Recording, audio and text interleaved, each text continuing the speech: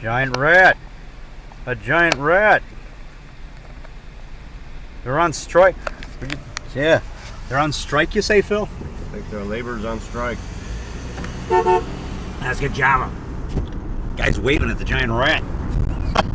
I got my Gorgo Better Than Godzilla shirt. Monsterbash.us. Yeah, I'm on my way to the VA. For about every 3 weeks or every month, the blood test. They gotta check my INR because I had that blood clot back in 2009, again in 2010 in my leg, and it went up into my lungs. So that's why they want to make sure it doesn't happen again. So it looks like I think the bus already left. I don't see a bus in there. Okay, I guess I'm gonna be down here waiting for a while. I'll go and walk. Anyway, I'll see ya. Yeah, I'm going to the movie tonight. Matt Hoffman showing, I think it's the Iron Mask or something tonight. It's a free sword and sandal movie. Not sword and sandal, that's like Hercules. This is free crossed swords, like Robin Hood and stuff. They're going to show Mark Azoro coming up soon. And they showed Robin Hood, the one with Errol Flynn, which I saw when I was a kid. They showed that on a big screen at the Bigwig. But every Thursday at the library, Park Ridge Library at 7:30. The movie starts. It actually starts at 7 o'clock. 7 o'clock. And the doors open at 6:30, so there are short subjects between 6:30 and 7, like a cartoon or a short documentary about the person in the film, the actors. And then at 7 o'clock, Matthew Hoffman gives his lecture about the movie and the actors in it. Real interesting. He's a historian. He's a classic film historian. He honors the old classic films of the golden age of cinema, all the way back from the 1920s, all the way on, even into the 1910s, the early 1900s, before the 20s. He's a historian. And you remember the first one of the first Frankenstein movies was 1910, produced by Thomas Alva Edison, starring Charles Ogle as the monster. He looks kind of like a big zombie. I'm sure he knows about that too. Anyway, I saw that one finally. They found a lost tape, because the movie was lost for a while. Actually, they found a lost film copy of it. This was before video became popular, and they found it in a library, and it was like crumbling apart. It was real brittle, so they had to make a copy of it frame by frame. And then they made a couple negatives of it, put on 16 millimeter, and I think on 35 millimeter. Anyway, now it's available on DVD. I got a video copy, VHS, back in '97 at the Monster Bash, the very first Monster Bash convention in Ligonier, Pennsylvania. And I got a copy of the book on 1910 Frankenstein, Charles Ogle, by Fred C. Weibel Jr. of Hagerstown, Maryland. I bought a copy. I wanted to be the first one to buy a copy of them there, but I think somebody beat me to it. But I got a copy of the book on it and the video. $25 total. So I got a good deal. I got a big book on Thomas Edison's Frankenstein, written by Frederick C. Weibel Jr., friend of Conrad Brooks. That's Conrad Brooks territory, Hagerstown, Maryland. And then I got a copy of the video, and I saw it screened twice at the first Monster Bash. That's why I went to the Monster Bash convention, because I wanted to see the 1910 Frankenstein, because I've been trying to find it. I was writing Channel 11. I wrote different stations, asking them if they had the 1910 Frankenstein. Like, I asked if they were going to show it on The Toy That Grew Up on Channel 11, WTTW, which they said, well, we only have clips of it. We don't have the movie because we don't have the rights. That's a lost film. They only had film clips of it. But finally, I got a copy of it, and now you can get it. It's free. You can see it on the internet on YouTube for free.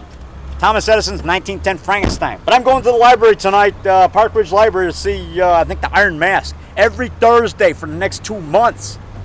Like Zorro movies, any movie from the olden days where they had swords, like Douglas Fairbanks and stuff. I think he's in the one tonight. I'll see you. That's good Java. Dr. Suave Java. It was imported, flown in this morning, all the way from haunted Pontiac, Michigan. Brothers and sisters. All my fiends out there, my ghouls and fiends. Yeah, drink Dr. Suave Java. It's imported, flown in from every morning from haunted Pontiac, Michigan, where Dr. Suave makes it in his haunted laboratory at 4 a.m. with Wolfman Mac and Nurse Goldfiend and Susan Valenti and all of his fiends. And Sir Gaslight, they all make it together. They make the best brew in haunted Pontiac and anywhere in the world and in the whole universe. Oh, okay. Fiends of Scary Monsters magazine, the best or beast monster magazine on the planet. Yeah. Good. Yeah. Published by Dennis Scary Drucktennis. Yeah, and Dylan Drucktennis, that's his son. That's son of Scary Monsters. Dennis. Dylan Drucktennis. Yeah. Dylan Scary Drucktennis. Yeah. He makes monster movies too now. He did one called The Creature. You know, like a giant turtle. Yeah. He's a fan of mine. He wrote he went to do a review of my World from the Witch and an issue of Scary Monsters. Hey, I'll see ya. Hey, see anything you want to tell me, brother? No. Bye-bye. Yeah. Okay, see you, man.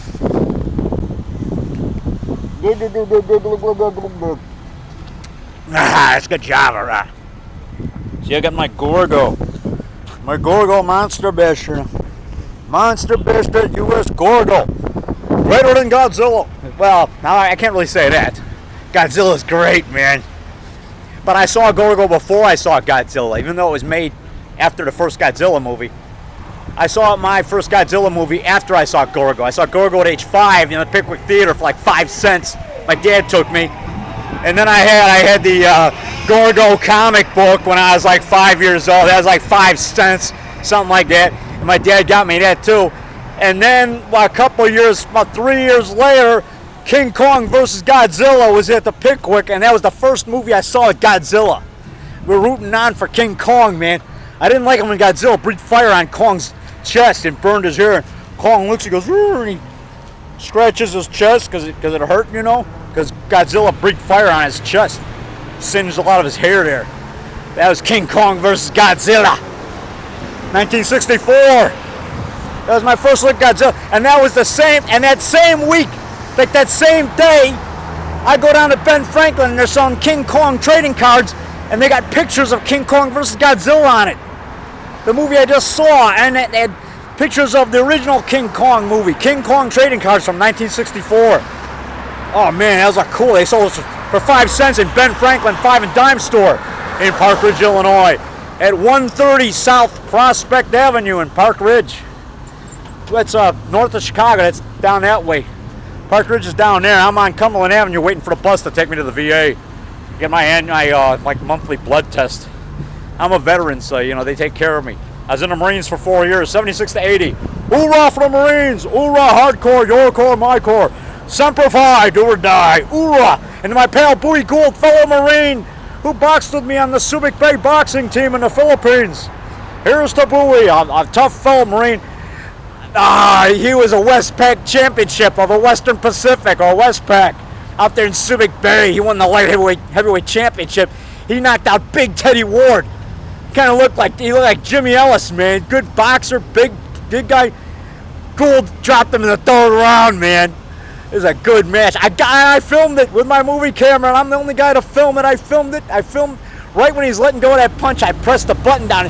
You see him throwing a punch and landing, knocking Ward down, bam, and Gould was laying there, knocked out. Well, he got up, but his legs were rubber. He got up, I think, at 10. Man, that was a great fight for the Westpac. That was for the championship, man, light heavyweight. Yeah, and then he won the heavyweight championship at Camp Pendleton, I think in 1986 or something, 85, something like that. 86. Yeah, and he beat the staff sergeant guy. He won the Camp Pendleton Fighting 5th Marines Regimental Heavyweight Championship. Yeah, okay, I'll see you. Way to go, Bowie, tough guy. My fellow Chicagoan, fellow Marine, hoorah for the Corps, hoorah to all the Marines out there, and to all the Army, hoorah!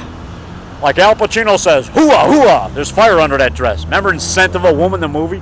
And Elaine imitates him in that episode on the Soup Nazi on Seinfeld, and she sees the Soup Nazi, and she goes, did anybody tell you you look like Al Pacino? You know, hoo-ah, hoo-ah. And he says, you're very funny. You know something? No soup for you. Come back. No soup for you. Come back 1 year. I met him, Paul Thomas, nice guy. Got my picture taken with him down here. O'Hare Marriott down there, way down that way. Down at on Higgins and Cumberland. Yeah, back in like 2004. Nice guy, man. Got my picture taken with a soup Nazi. Now he's a funny guy. He's a comedian. He's on, he's on Seinfeld. Some of the episodes, of the soup Nazi. Yeah, I'll see you. That's good job.